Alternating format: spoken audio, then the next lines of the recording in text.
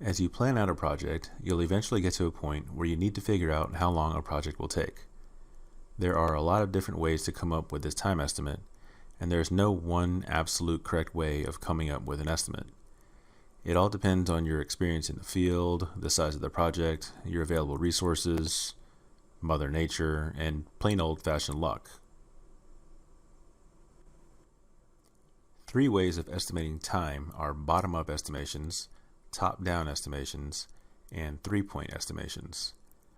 Bottom-up estimations come from knowing what kinds of tasks you plan on including in the overall project and estimating how long each of those tasks will take.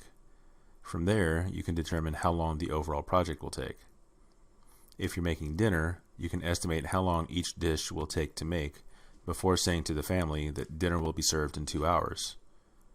If you're building a house, you can estimate how long it will take to pour a foundation, put up the framework, put the roof on, put up drywall, and finish the interior, and then come up with an overall time estimate based on the individual time estimates. Top-down estimates, on the other hand, are estimates for the entire project. These estimates are usually based on previous or similar projects.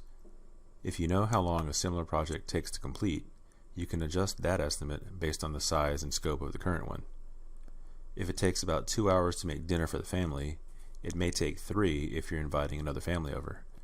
If it takes about a month to put up a 2-story house, it may take 3 weeks if you're putting up a 1-story one. 3-point estimations are ways of taking average values to come up with an estimate.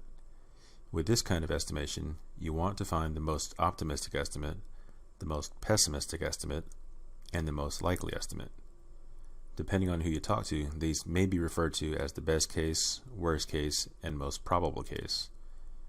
There are 2 ways of doing a 3-point estimate. One way is called the triangular distribution, which is basically taking the average of the 3 values.